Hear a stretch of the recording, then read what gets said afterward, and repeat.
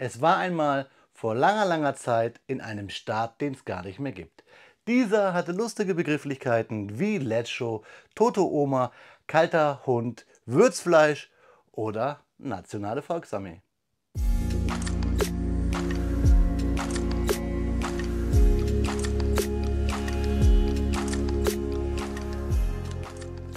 Willkommen in der Noppenklötzchenscheune, die keiner LPG angehört. Mein Name ist Genosse Bloxer und wir sprechen heute über das Kobi-Set 2625, über den T72, ein 2-in-1-Set, die wir hier ausnutzen können für eine Version quasi der Roten Armee, der Sowjetstreitkräfte oder für die der ostdeutschen Armee, der NVA. Und genau das wollen wir machen, sonst hätte mein Intro ja überhaupt gar keinen Sinn und auch die Fahne hier hinter natürlich nicht.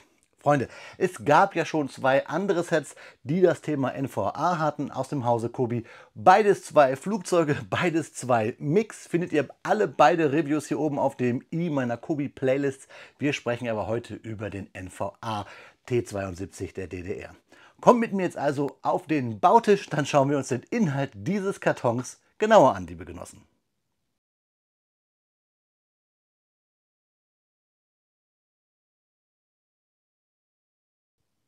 Ja, liebe Genossinnen und Genossen bzw. Freunde, hier liegt das Kobi-Set 2625 auf den Bautisch aus der Armed Forces Serie. Natürlich, weil wir hier einen moderneren Panzer haben im Maßstab 1:35, 86 Steinchen schwer mit einer Minifigur, unser T72 in der NVA-Version oder in der sowjetischen Armee. Ich muss sagen, wegen der Figur natürlich, die diesen typischen NVA-Tarnstrichmuster hatte, bauen wir natürlich die NVA-Version. Schauen wir uns die Rückseite an. Da haben wir hier die Fakten zum Fahrzeug, bekommt natürlich gleich bei den Infokarten. Wir sehen, dass der Panzer 27 cm lang wird und um die 10 cm hoch. Ja, ich finde es ganz cool, hier wieder ein weiteres NVA-Set zu haben. Ich möchte auch mal an dieser Stelle einen ganz, ganz lieben Arbeitskollegen grüßen, der damals Offiziersanwärter bei der NVA war. Wie in echt, leider, werden wir jetzt mal hier unseren T72 in die Luft fliegen lassen, denn wir wollen ja wissen, was sich im Karton verbirgt. Vorwärts immer, rückwärts nimmer ist natürlich Quatsch. Ihr dürft gerne zurückspulen und nochmal gucken. Bitte, bitte, gebt mir mal einen Daumen hoch für dieses Video. Freunde, da liegt der Inhalt des T72 von Kobi auf den Bautisch. Tüte 1, Tüte 2. Wir haben die Setnummer hier drauf gedruckt, ein bisschen gestaucht. Naja, die brauchten wahrscheinlich Platz. Hier die Anleitung, klammergebunden. Das gleiche Cover wie auf dem Karton, nur ohne Artwork. Das macht Kobi ja immer so. Hier so ein schönes Schwarz. Da sieht man dann so schön immer die Toucher drauf. Ich weiß nicht, ob die Kamera das sieht. Sofort läuft diese Anleitung an. Egal. Ja, klammergebunden, ich habe es euch gesagt. Altersempfehlung ab 9 Jahren. Ich denke mal, das kommt hin. Ich würde trotzdem bei solchen 1:35 Sets immer als Erwachsener hier meinen Kindern oder denen, die das bauen und kleiner sind, über die Schulter schauen. Oder gebt ihm meine Videos. So, wir gucken uns die Anleitung an. Wir sehen wie folgt. Ui, kompakt, kompakt, viele Bauschritte. Wir haben hier vorne wieder eine Legende, welche Slopes und Wedges und Co. wir benötigen, weil Kobi ja öfter verschiedene Varianten einer Steineart hat. Wir fangen mit der Tüte 1 an, reißen die auf, sortieren uns das nach Farben, Formen, wie ihr das wollt, auf Häufchen, in Schälchen, macht einfach nach euren Gusto und dann klemmen wir drauf los. Kobi hat keine Seitenzahlen, wir hüpfen von Baustep zu Baustep und Pfeile weisen uns den Weg, beziehungsweise sehen wir hier in diesen abgerundeten Rechtecken auch, welche Steine wir dann greifen und verklemmen sollten. Dann irgendwann gibt es auch noch solche Anlegehilfen, da können wir sehen, ohne die Noppen sehen zu müssen, welche Fliese wir hier verbauen können zum Beispiel. Und irgendwann kommt dann die Empfehlung zur Tüte 2, die habe ich wahrscheinlich schon übersprungen. Fertig sind wir dann mit dem Baustep 157, wenn wir den Turm anbringen. Die nächste Seite ist dann nochmal, wie wollen wir es machen, was wollen wir anklemmen, finde ich ganz gut, denn wir haben ja wie gesagt hier zwei verschiedene Varianten, die wir bauen können. Hier haben wir die sowjetische gebaut mit der Fliese. Irgendwo biegen wir dann ab zur NVA. Das bauen wir. Da haben wir eine kleine Anleitung noch auf der letzten Seite, wie wir die Figur zusammenklemmen. Wir haben eine Steineübersicht. Da können wir immer gucken, welche Steine haben wir verbaut und können auch prüfen bzw. hier unten monieren, welcher Stein uns gefehlt hat. Da ist die von mir schon erwähnte MiG, die ich euch schon gebaut habe, in der NVA-Version. Und die Werbung auf den letzten Seiten finde ich bei den Kobi-Anleitungen immer am coolsten. Freunde, da auch hier ein bisschen was zum Nachschauen hier oben auf dem i auf meiner Kobi-Playlist. Da gibt es nämlich einige Fahrzeuge. Aber genug Werbung, Freunde. Wobei, ich möchte ja, dass ihr dran bleibt. Lauscht jetzt noch mal schön den Fakten zur NVA, während ich klemme. Ich wünsche euch viel Spaß dabei und danach sehen wir uns dann zum Review, wenn wir das geklemmte Set bestaunen.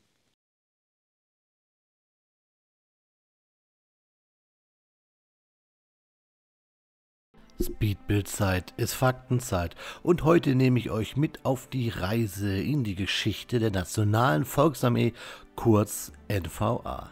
Die Armee war das militärische Rückgrat der Deutschen Demokratischen Republik, der DDR. Lasst uns gemeinsam eintauchen in die Welt der NVA, ihre Entstehung, Struktur und Rolle im Kalten Krieg. Bleibt dran für spannende Fakten und Zahlen. Die Nationale Volksarmee wurde am 1. März 1956 gegründet. Sie entstand aus den kasernierten Volkspolizeieinheiten, die seit 1952 existierten. Die NVA war die militärische Streitkraft der DDR und bestand aus den Teilstreitkräften, Landstreitkräfte, Luftstreitkräfte, Luftverteidigung und der Volksmarine.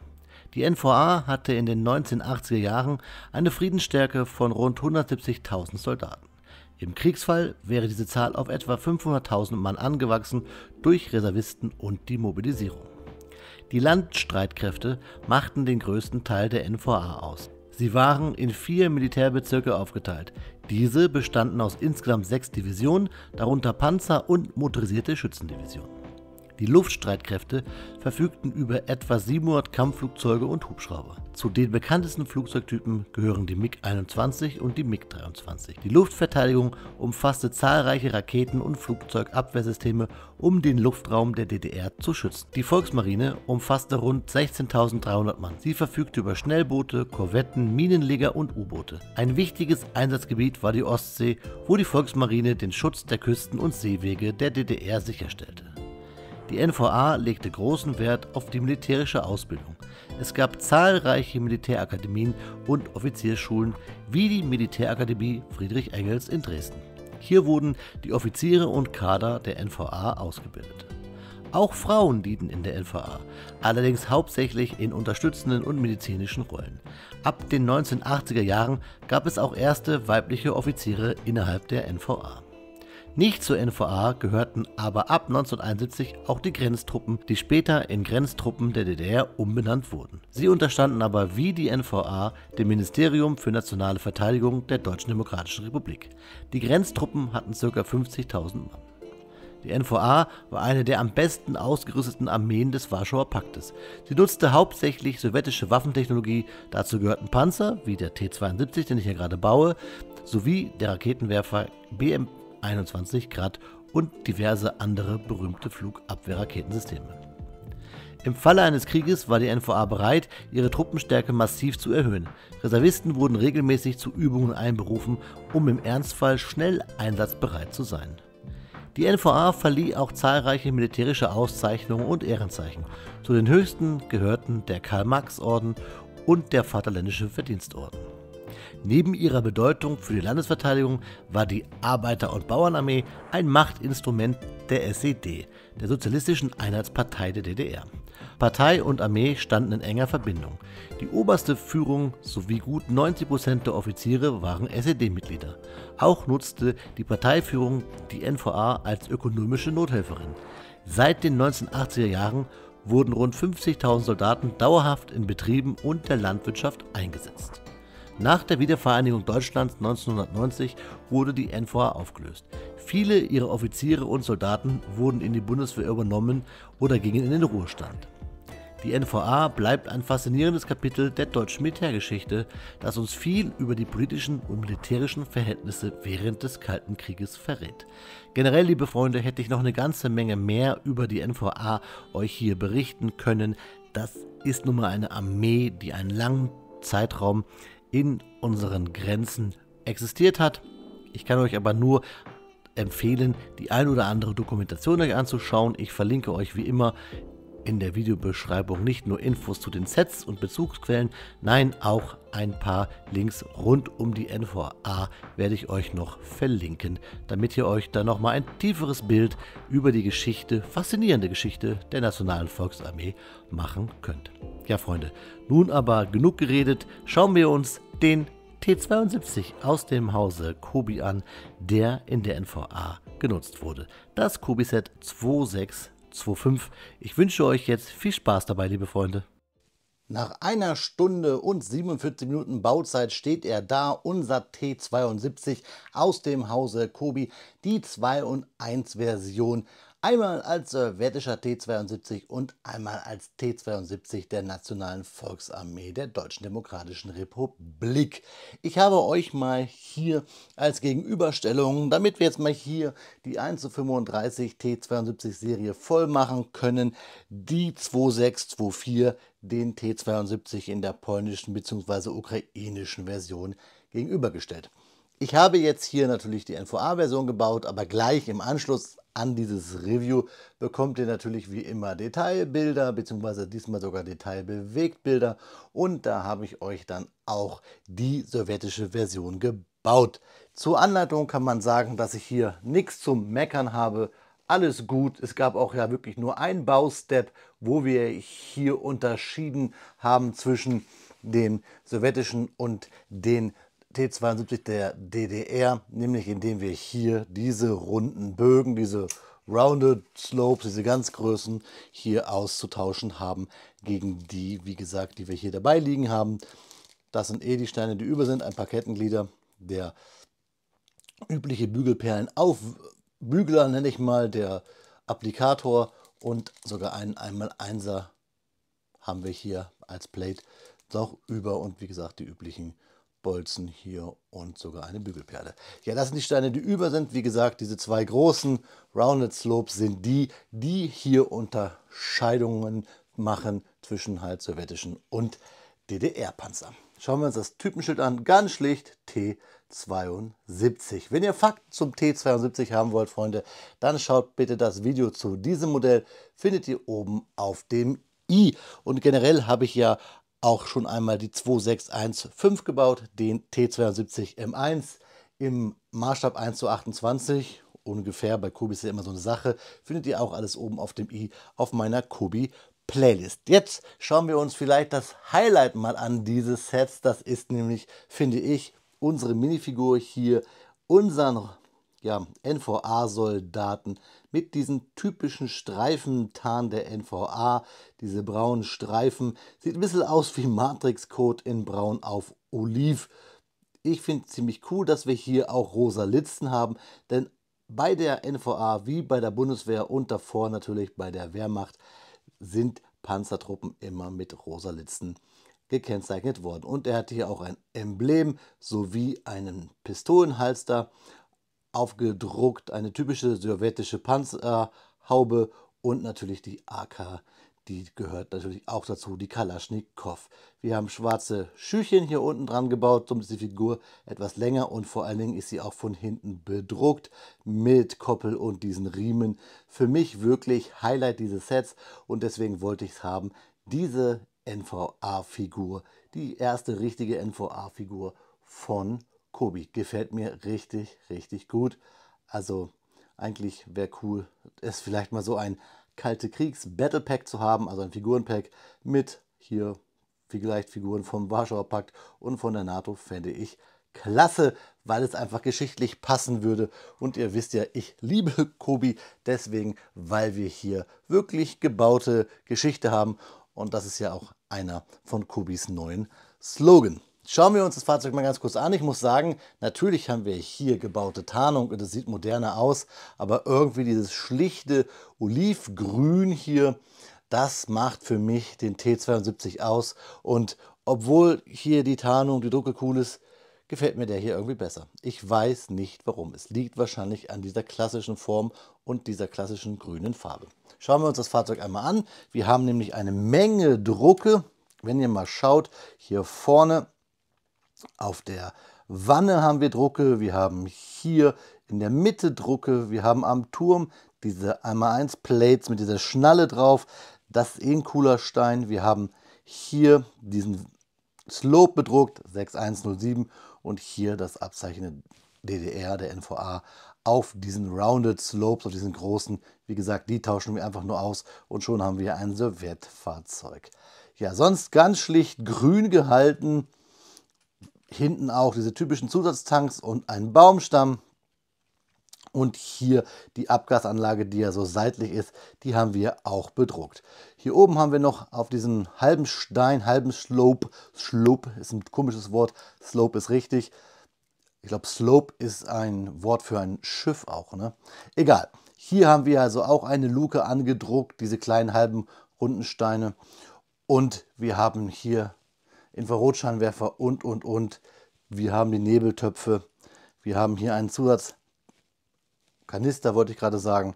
Und hier oben noch den Schlauch. Das Coole ist natürlich, dass wir hier auch, wenn wir dran fassen, so zack, haben wir auch eine Luke. Da könnten wir wahrscheinlich sogar eine Figur rausschauen lassen.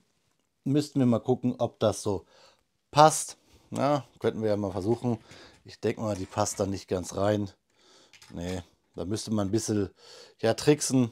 Dann passt da eine Figur rein. Aber ist ja ganz gut, dass wir diese Funktion da haben. So, Luke geht wieder zu. Klappe hier geht auch zu. Was ich euch jetzt noch zeigen möchte, Thema Klappe, ist nämlich der Motor. Den haben wir ähnlich wie hier auch gebaut. Nur man kommt nicht so gut dran, weil der Turm immer irgendwas überstehen hat. Deswegen die Empfehlung auch hier, diesen Stein abzumachen. So, und dann können wir hier mit Fingernägeln an diese Klappe ran und da haben wir den Motor. Und das Coole ist, wir können diese Klappe auch ganz einfach lösen, weil sie einfach nur so gebaut ist mit einem Bracket. Und dann können wir uns den Motor hier unseres T72s genauer anschauen. Finde ich cool gemacht. Wir haben hier Metallic-Steine, wir haben hier schwarz, grau und diese bedruckten orangenen auch Slopes. Gefällt mir richtig gut. Ich mag das, wenn man auch in diesen kleinen Maßstab hier Detail unterbringen kann und dann einfach hier wieder zack den Stein hier hinten rein drückt. Wir können die Klappe zumachen und müssen jetzt nur hier wieder unsere Kiste anbauen und schon haben wir wieder unseren geschlossenen Panzer. Cool ist natürlich auch diese Bauweise, die wir jetzt schon kennen bei den Stux, bei Kobi Maßstab 1:35. Auch im Groß bei den 1:28er Sets wird ja diese auf der Seite liegende Bauweise mit dann Brackets nach oben, dass wir von oben aufnoppen können, gewählt. Und natürlich auch hier bei unserer ukrainischen bzw. polnischen Version haben wir diese Bautechnik. Ganz cool auch diese Räder. Gerade im Maßstab 1:35 haben wir die ja jetzt ja öfter. Die lassen dieses Fahrzeug aber auch genau als das verorten, was es ist. Ein sowjetisches Gefährt. Und ganz bekannt und auch markant für einen T72 natürlich diese lange Hauptbewaffnung. Ja, Freunde, für mich wirklich ein cooles Set. Wir haben jetzt mal beide gegenüberstehen. Ihr könnt ja selber für euch mal vielleicht mir in die Kommentare schreiben, welche Version ihr hier besser findet. Ich habe es euch gerade gesagt, für mich ist jetzt hier die DDR-Version das, ja nicht Maß aller Dinge, aber wenigstens im Maßstab 1:35 und was T72 angeht, würde ich sagen, der gefällt mir ganz gut. Wobei sie beide ganz hübsch sind, wenn man überhaupt hübsch sagen kann bei so einer Maschinerie. Ja, Freunde, wie gesagt, ihr bekommt jetzt noch einmal Bewegtbilder von beiden Versionen, von der East Germany Armee, also von der NVA, und natürlich von der Roten Armee, der Armee der Sowjetunion. Ich wünsche euch jetzt viel Spaß dabei und dann schauen wir uns zum Abschluss noch einmal in die Augen, liebe Freunde. Ja, Freunde, wie versprochen bekommt ihr hier Bewegtbilder in 360° Form vom T72 der Nationalen Volksarmee bzw. der Roten Armee der Sowjetunion. Ich habe euch ja versprochen, in dieser kleinen Rundumsicht bekommt ihr beide Versionen zu sehen. Kleiner Fakt trotzdem noch zum T72, um die 20.000 Exemplare wurden gebaut. Die meisten davon sind natürlich heute aktiv in Russland. Vor 2022 gab es um die 9.200 Stück dort, wobei nur 1.200 aktiv waren, der Rest wurde eingelagert.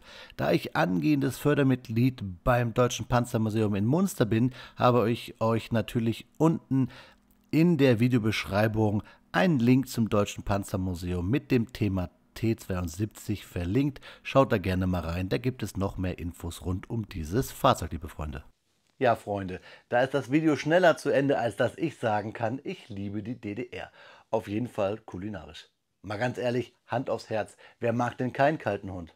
Oder so. Freunde, wollen wir aber nicht über das Essen reden, denn ich glaube, da gibt es eine ganze Menge tolle DDR-Gerichte. Nein, sprechen wir über dieses Fahrzeug hier in den Farben der NVA, der Streitkräfte der DDR.